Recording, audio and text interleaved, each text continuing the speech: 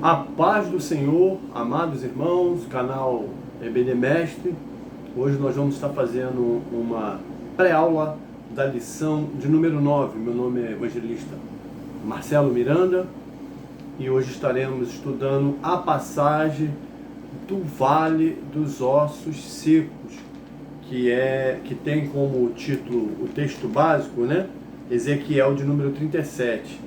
O título é A Visão do Vale de Ossos Secos.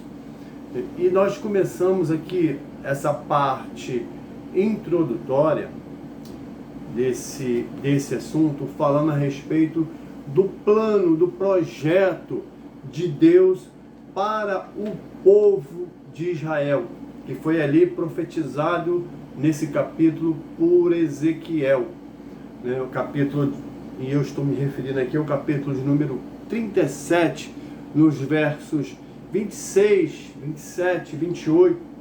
Então, Deus estabeleceu alguns propósitos para Israel através do profeta. Diz o verso 26, e farei com eles um concerto. Deus tinha um concerto para fazer com o povo de Israel.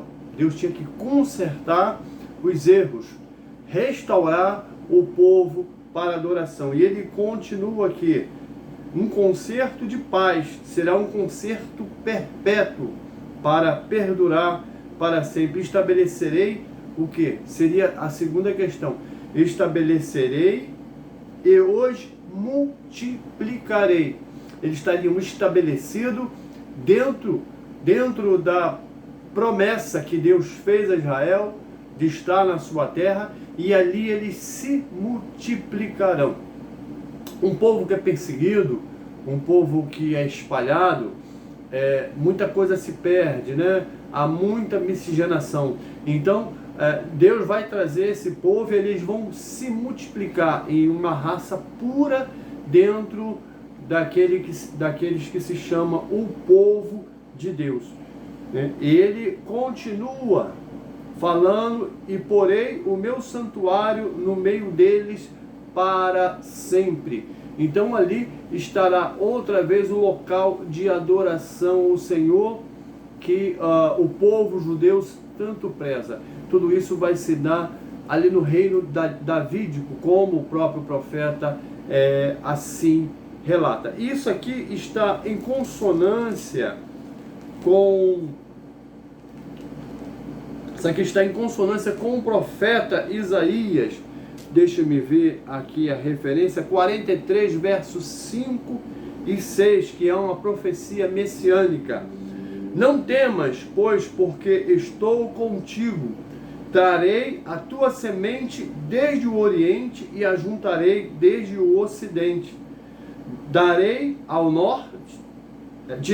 norte, dá, e ao sul, não retenhas. Trazei meus filhos de longe e as minhas filhas da extremidade da terra. Então Deus clama ao norte, dá o que tu tem, que é meu, e ao sul, não detenhas, e me dá os meus filhos. Deus vai reunir ali tanto o norte como o sul. No projeto de Deus, no plano de Deus para Israel, não vai haver mais dois reinos, o reino do norte e o reino do sul, Israel e Judá, Samaria e Jerusalém, profeta do norte, profeta do sul. Não vai haver mais isso, mas vai ser um único povo, o chamado povo de Deus.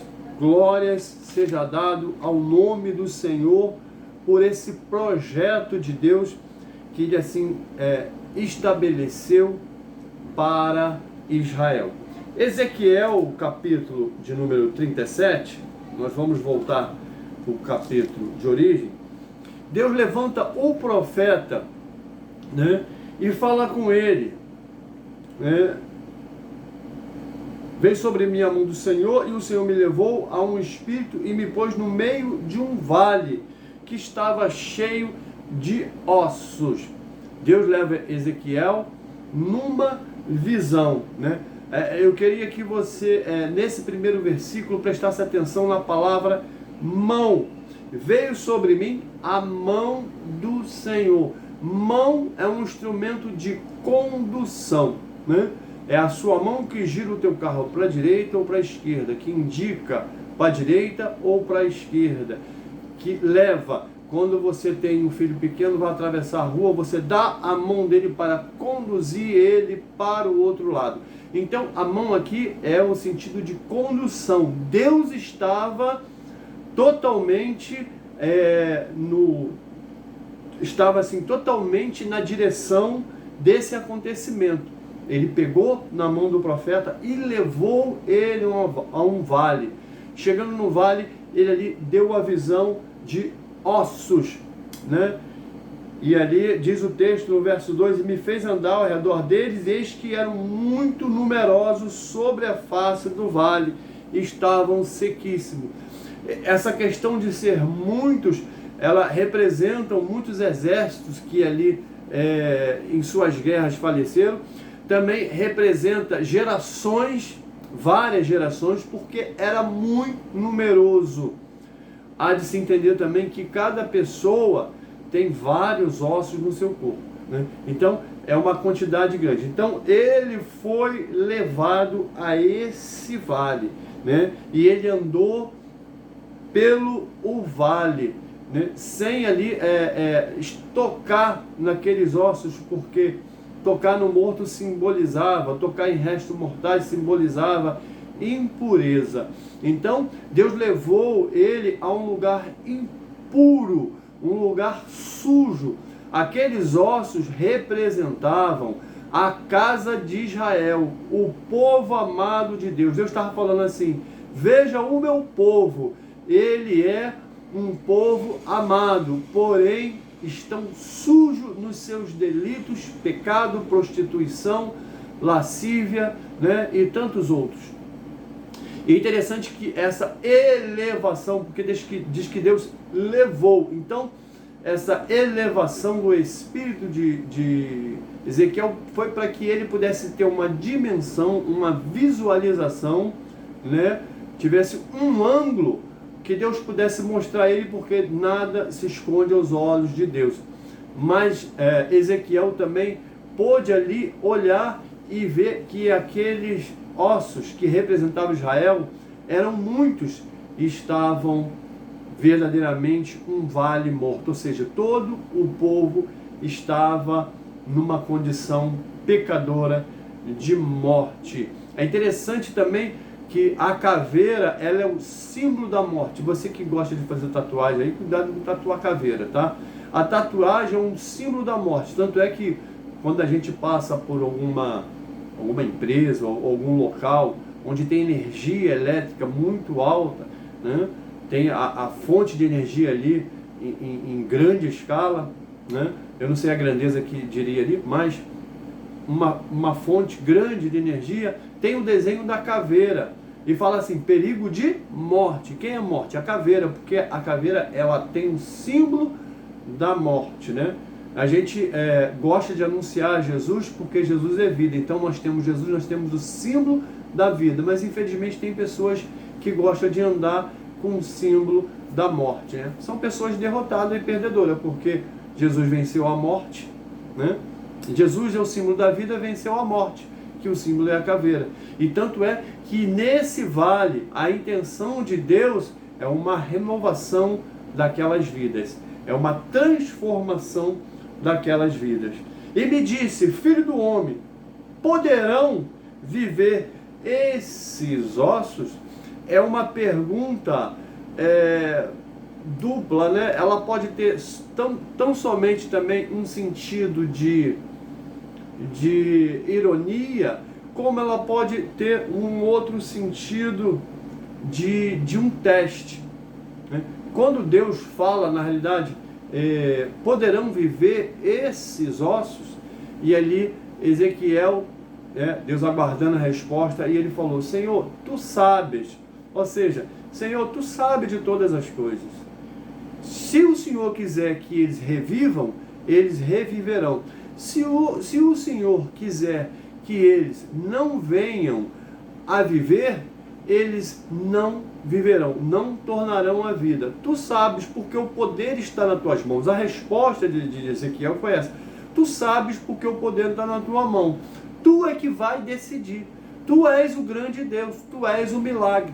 Interessante que o Deus criador de Gênesis, ele fala, haja e ouve. Haja luz, ouve. Haja luminares e ouve. Com o poder da palavra. E agora, nessa transformação da morte em vida, de muitas mortes em vida, Deus vai usar também a palavra pelos lábios do profeta. Então profetiza esses mortos. E quando Ezequiel começa a profetizar sobre o vale, sobre os ossos, ali é a palavra do Senhor. Assim diz o Senhor. E me disse, filho do homem, pode reviver esses ossos? Eu disse, Senhor Jeová, tu sabes. Então me disse, profetiza sobre esses ossos.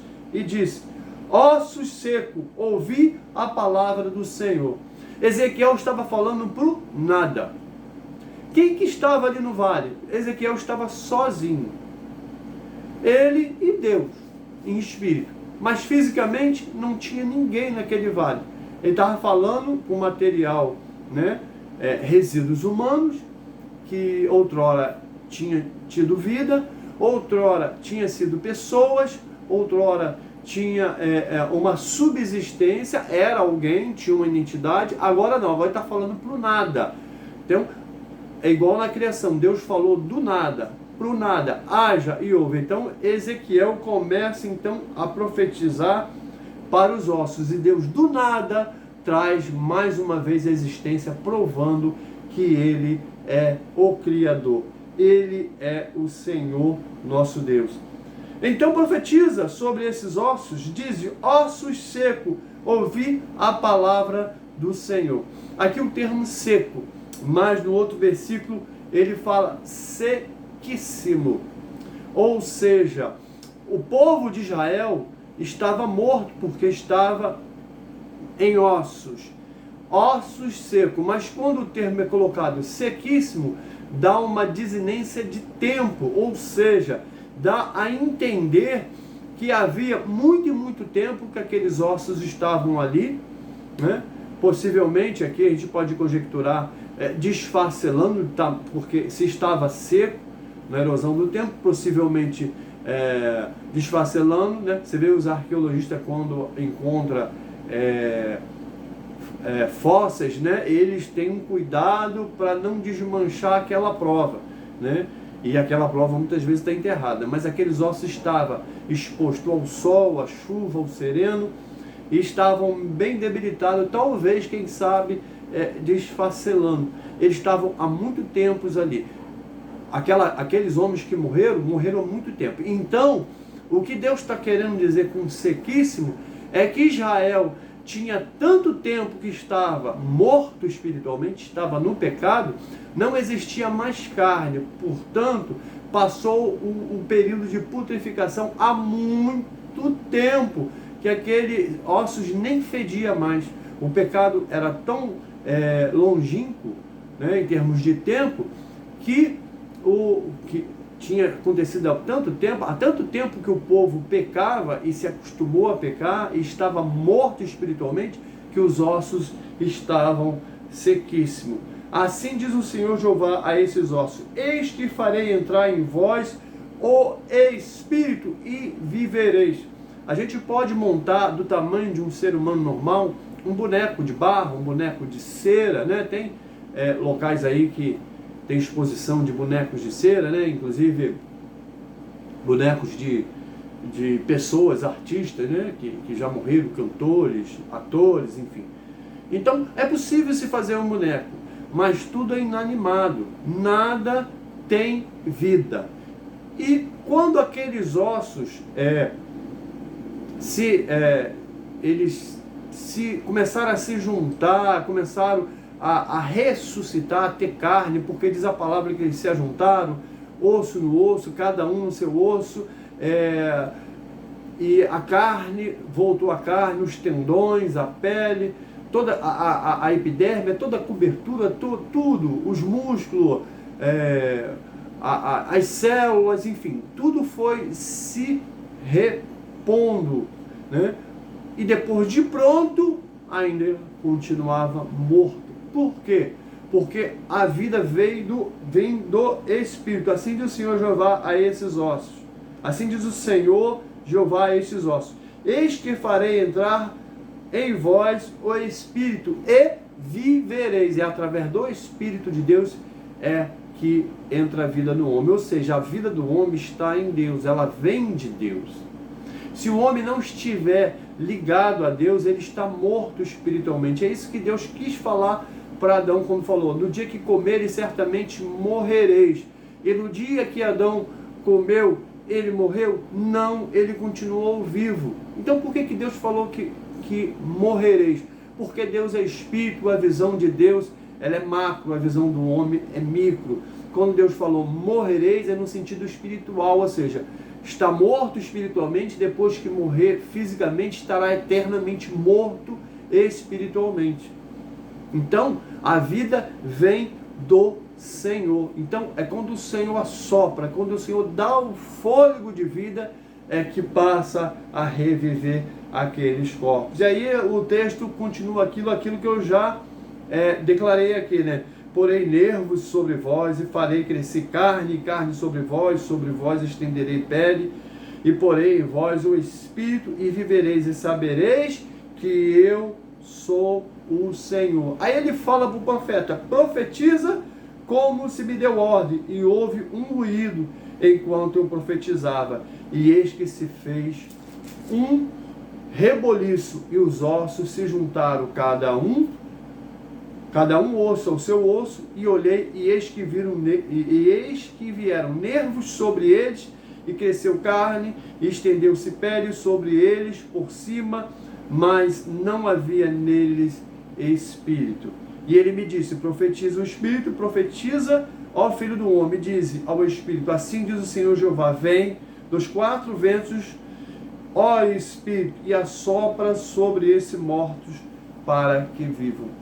Amigo crente, irmão em Cristo, amigos que não professam a sua fé em Jesus, talvez você seja até temente, mas não tem uma comunhão diária com Deus.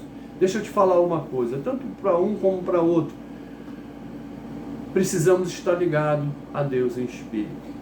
Todo dia precisamos falar com Deus, sentir a presença de Deus, louvar a Deus, entregar nossa vida a Deus e ter uma vida pautada na sua palavra. A palavra, ela traz vida, e ninguém consegue cumprir a palavra se não ler e vivê-la. Então, é sobre a palavra de Deus é que vem a vida, e é através da palavra que você vai ter a vida eterna. Falando aqui sobre o tópico 3 agora, né? 2, né? Antes de nós entrarmos no tópico 3, que vai falar além de Israel, eu queria trazer uma alusão aqui sobre essa profecia, fazer uma conexão, melhor dizendo, sobre o capítulo 25 de Mateus. O que acontece lá? Qual o contexto lá de Mateus 25? Bom, Jesus, ele reúne os discípulos, e os discípulos falam assim, Jesus fala, né, a respeito dos últimos dias, e os discípulos então indagam assim: quando se dará? Então ele fala: olhar para o templo, né?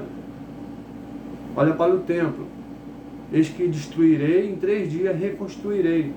E ele fala quando vai acontecer. Então ali começa uma narrativa profética de Jesus, fazendo um resumão de toda a escatologia bíblica. Claro que, como é um resumão, ele não toca em todos os assuntos, mas toca nos assuntos primordiais, principalmente levando em consideração que os apóstolos eram judeus e os que estavam ali eram judeus, mas também dando relâmpago para a igreja, né? um clarear para a questão da igreja. E ele vem falando isso no capítulo 24, ele começa falando sobre os princípios das dores, que nós cremos, né? através do nosso segmento da Assembleia de Deus, nossa visão escatológica, que esses dias são os atuais, os dias que acontecem os sinais da vinda do Senhor, né? Isso ele vai relatar, ele começa a responder os apóstolos a partir do verso 1 do 24, e no 15, do 15 ao 28 ele vai falar sobre a grande tribulação, né? Do 20 ao 35 ele vai fazer uma narrativa sobre o seu segundo advento, né? A vinda do Senhor Jesus, que a Bíblia tanto fala, que nós tanto falamos ao pecador, olha, Jesus está voltando, e fala para o crente, né? Olha, Jesus está voltando. O sermão continua, né? Do 36 ao 48, ele vai falar sobre o arrebatamento. Depois ele começa a contar algumas parábolas, como a parábola dos dois servos, que faz alusão também ao contexto escatológico. Aí ele continua no capítulo 25, falando sobre as 10 virgens, né? Depois ele fala mais algumas parábolas dos 10 talentos, tudo com alusão à escatologia. E finalmente ele chega no versículo 31, que é o que eu quero trazer aqui. Mateus 25, 31 vai nos falar sobre o julgamento das nações, né? E quando o Filho do Homem vier em sua glória, então ele vai começar a narrar aqui um acontecimento posterior à sua vinda. Quando ele vier, ele veio. Então agora vai acontecer isso aqui, ó. E todos os santos anjos com ele, então se assentará no trono de sua glória. E todas as nações serão reunidas diante dele, e apartará uns dos outros, como o pastor aparta os bodes e as ovelhas. Então vai haver um selecionamento entre as nações. Então é importante dizer aqui que nesse quadro, no seu advento, onde as nações vão estar ali reunidas numa grande peleja, a qual a gente não vai tratar aqui, chama a Batalha do Armagedon, né? Nesse episódio aqui, Jesus ele vem e ele vai implantar o seu reino. Isso aqui eu ia falar no capítulo 3, mas já vou adiantar. Jesus vai fazer uma implantação do seu reino aqui na terra. Mas o reino de Deus já está implantado. Sabe por quê? Porque quando Jesus, na época em que ele estava aqui junto aos apóstolos, nós escutamos muita frase, né? Eis que é vindo o reino de Deus, o reino de Deus está próximo. Então Jesus implantou o reino aqui e trouxe um mistério, que é a igreja. Então a igreja trabalha dentro do reino de Deus aqui. Só que numa fase. Aqui Jesus está falando da implantação do seu reino em outra fase.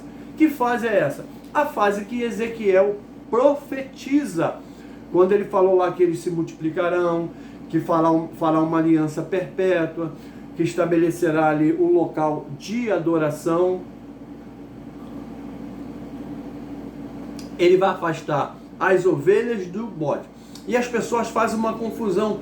Aqui esse relato está fazendo esse relato, né, no julgamento das nações. Aqui não é para indivíduo. E aí eu não vou ler o texto que é grande, que aí você conhece a passagem, eu vou citar, você vai lembrar logo da passagem, né? Que ele relata assim. Então aí muitos vão dizer: Senhor, por que a gente vai ser lançado no inferno, né? Que ele fala: apartai-vos de mim, porque ele vai virar para os bodes e falar assim: apartai-vos de mim, porque eu não vos conheço, né? Para o lago de fogo.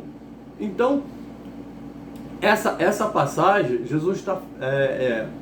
esses homens, né, nessa passagem, esses homens que recebem essa palavra, falam: Senhor, mas por que isso? Aí Jesus começa a narrar: porque eu tive fome, não me deste de comer, tive sede, não me deste de beber, tive preso, não foste me visitar, e aí outras das coisas que os irmãos já conhecem. Então apartai-vos de mim. E eles vão indagar: Senhor, quando foi que nós te vimos com fome? Quando foi que nós entendemos que o Senhor estava preso e nós não fomos visitar? Isso nunca aconteceu, Senhor. Aí Jesus vai falar assim: não, aconteceu sim. Porque quando a um desses pequeninos não o fizeste, ou seja, quando não deste comida ao pequenino, não deste para mim. Quando esses pequeninos estavam presos, não foste visitar ele, não fosse visitar a mim. Por quê? Porque ele é uma extensão de mim, são meus. Eu sinto, né, por eles. Então vocês estão condenados. E da mesma forma os que são as nações, ovelhas, vão falar a mesma coisa. Quando que nós estivemos sem roupa, né, despido, e te vestimos, né? E ele vai falar, quando fizeste um desses pequeninos, fizeste a mim. E aí a relação de tudo aquilo que ele citou, a mesma coisa vai falar. Quando foi, ele vai falar, quando é um desses pequeninos. Esses pequeninos que Deus está falando aqui, isso aqui é um quadro para entrar na implantação do reino messiânico aqui na Terra, o que nós chamamos de milênio. Então, amados, esse quadro aqui é para os judeus, né? Então, toda a nação que se voltou contra Israel, não estendeu a mão, muito pelo contrário, levantou a face como guerra, né, serão contados como bodes. E as nações amigas de Israel, que nunca perseguiu, mas que sempre teve uma certa aliança, ou não teve uma perseguição, vão ser as nações tipos ovelhas. E as nações tipo ovelhas, então, vai adentrar no milênio, e as outras perecerão. Então, amado, quando você escutar a passagem assim, essa passagem, e alguém fizer alusão, nós temos que ir visitar, tem que ir lá no presídio visitar as pessoas, temos que vestir, temos que fazer isso, aquilo outro, e citar essa passagem, bom, que nós temos que visitar, temos mesmo, isso é o Evangelho e prega isso. O Evangelho prega para a gente ajudar, para vestir uma pessoa, para dar de comer. Claro, o Evangelho fala tudo isso. O que está errado é usar essa passagem. Essa passagem não dá base para isso. Essa passagem está dando base para a separação, tá, das nações, para as nações que vão adentrar no milênio. E aí essas nações, uma vez por ano, elas vão ter que vir a Israel para adorar o rei. Lembra aquela passagem que fala assim, e todo joelho se dobrará, e toda língua confessará que Jesus Cristo é o Senhor. Aleluias! Eu sinto a presença de Deus aqui nessa palavra. Oh, glória a Deus! Toda língua vai confessar, queira ou não queira, vão confessar o Senhor como único. E vão ter que engolir esse povinho chamado Israel, que vai estar ali no milênio, né? Mas é interessante, outras curiosidades, né? Que aqui o tópico 3 nós vamos falar sobre além de Israel, porque isso tudo é uma conversão, não é o termo conversão, é um direcionamento, eu não achei o termo aqui, o direcionamento para Israel, uma coisa que está voltada, convergência, né? É uma convergência para Israel, né?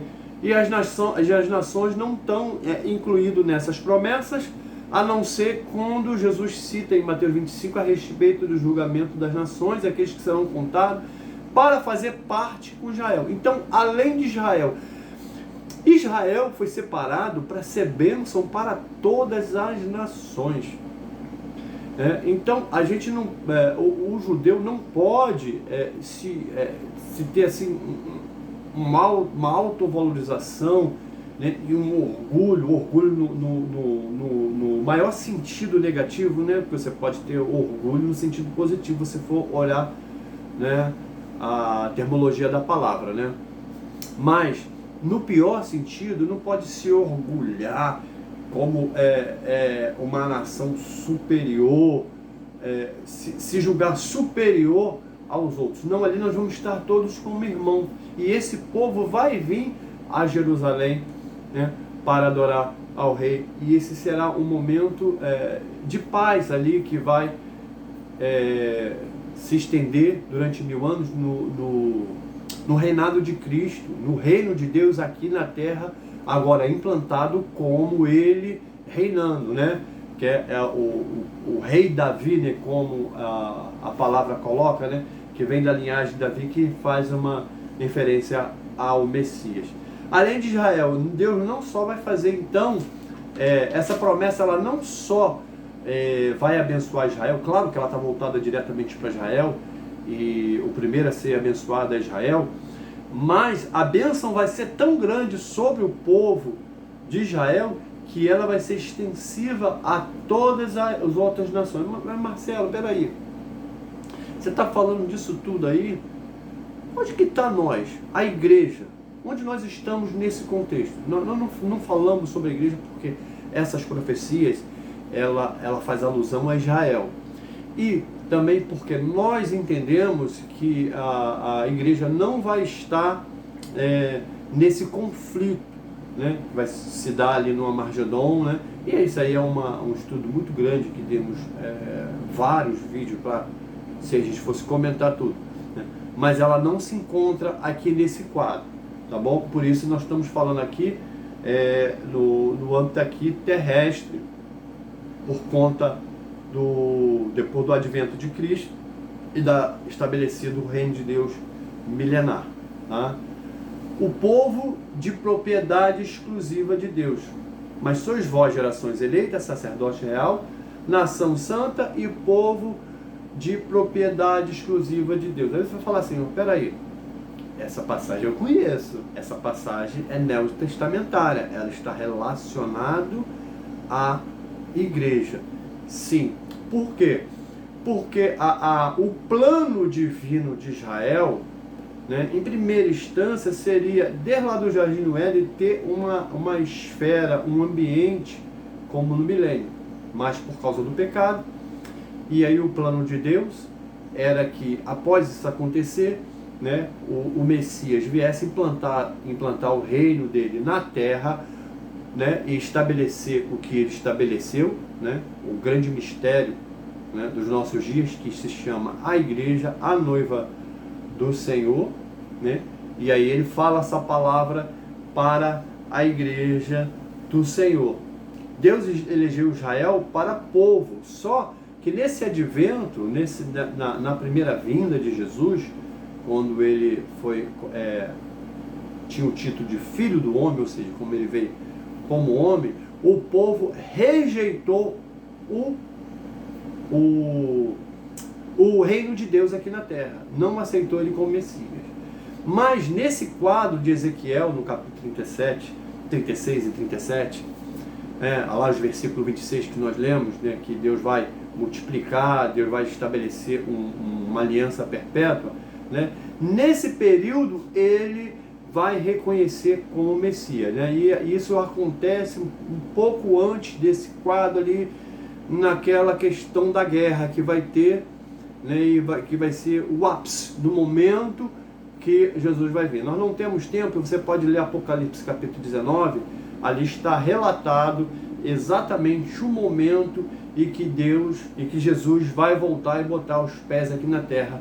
Pode ler Zacarias 14 também, quando há o relato que ele toca com os pés no Monte da Oliveira e o monte se fende, e ali ele peleja por Israel, né? Muito interessante, muito gostoso, foi muito assim bem lembrado pelos irmãos aí no grupo, quando tocou na questão da guerra dos 6 dias, que foi algo tremendo que Deus fez, e é mais ou menos o que vai acontecer, esse recurso divino para Israel ali no Armagedon. E lá na frente, na lição 13, nós vamos voltar a falar sobre uma questão de uma guerra. Eu já estou ansioso para chegar à lição 13, que vai ser o fechamento de ouro, e vai ser um vídeo introdutório para o trimestre que vem, que nós vamos estar estudando Apocalipse, né? Então, não sei se proposital, mas houve aí uma ponte já das profecias finais de Ezequiel, ligando a escatologia e já avançando no Apocalipse, né? E vai ser muito legal isso. O Messias rejeitado. Mas antes de falar do Messias rejeitado, você vê que Israel rejeitou o Messias. Por quê? Porque Israel não reconheceu no Messias, não reconheceu em Jesus as profecias messiânicas. Uma das grandes dificuldades de um judeu hoje aceitar a Jesus é porque eles falam que Jesus não cumpriu todas as profecias. Veja bem, irmãos, os judeus falam que Jesus, né, quando veio aqui na terra, houve muito cumprimento bíblico, messiânico, mas Jesus não cumpriu todas as profecias bíblicas. E uma das coisas que eles citam é exatamente Isaías capítulo 2, Ezequiel 36, né? Essa profecia, alguns outros textos que agora não me vêm à mente, mas que fala da posse de toda a terra. Você vê que hoje há uma grande guerra ali no Oriente Médio, né? Naquele pedaço chamado faixa de Gaza, né? Israelense e palestino, porque há uma briga, isso aí tem todo um contexto escatológico que a gente não pode adentrar aqui, que não dá tempo, já temos que encerrar o vídeo, né? E ali essa faixa de Gaza, então tem uma turbulência muito grande ali. Por quê? Porque Israel quer a totalidade da terra e até hoje ele não conseguiu. Então Jesus não podia ser o Messias porque Jesus não cumpriu toda a profecia. Por que eles falam isso? Porque eles têm a visão da letra do texto. Eles não conseguiram ver o espiritual, o projeto de Deus, né? O propósito de Deus, o plano de Deus para o povo lá no final, entendeu? Até porque eles queriam mesmo que Jesus tirasse o cargo, o jugo dos judeus. Eles estavam cansados, né, de estar ali sobre o jugo dos romanos. Então, por isso ele é difícil. Mas então eu quero aqui, isso aqui é importantíssimo eu falar para você. Eu quero falar para você que não teve uma experiência com Deus, não frequenta uma igreja, não tem o hábito de orar, não tem o hábito de ler a Bíblia, não conhece as coisas de Deus, não tem uma vida cristã. Você até pode ser temente a Deus, você pode até gostar, mas você não tomou uma decisão.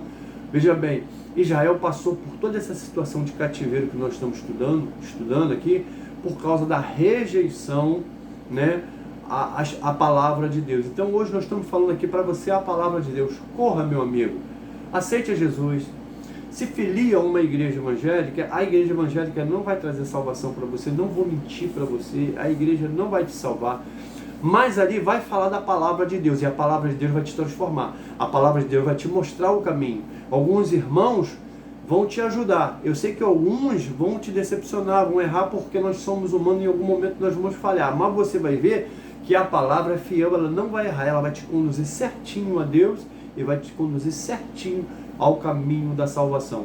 Então, se você quiser aceitar Jesus, né, entra lá nos comentários, dê o seu nome lá, nós vamos estar orando para você, deixa o seu contato para nós ligar, para nós mandar um contato de zap, para estar fazendo uma oração, de repente um áudio ao vivo, ou uma ligação ao vivo, falando contigo e orando pela tua vida e pela vida da tua família, para que Deus possa abençoar e salvar tu e toda a tua casa. Terminando, né, o Messias rejeitado, nós estamos comentando, e a reunião do povo de Deus, que é essa passagem, nós vamos relê-la para encerrar, de Isaías, né, capítulo 43, Isaías 43, versos 5 e 6, que fala sobre a reunião do povo de Deus. Não temas, pois, porque estou contigo, trarei a tua semente desde o Oriente, e te ajuntarei desde o Ocidente. Direi ao Norte, dá, e ao Sul, não retenhas, trazei meus filhos de longe, e minha filha das extremidades da terra. Meu amigo, a única pessoa que pode reter a sua vida para estar na mão de Deus é você mesmo. Mas também quero te dar uma notícia boa. A única pessoa que pode liberar a tua vida para estar na mão de Deus, ser conduzida por Deus, é você mesmo. Basta você decidir. Amém? Que Deus possa nos abençoar, né, nesse estudo maravilhoso. Vem estudos melhores ainda, né? E semana que vem nós vamos estar aí com o pastor Carlos na lição de número 10. Que Deus abençoe. Não esqueça de deixar o seu like, se inscreva no canal, comente, dá a sua opinião.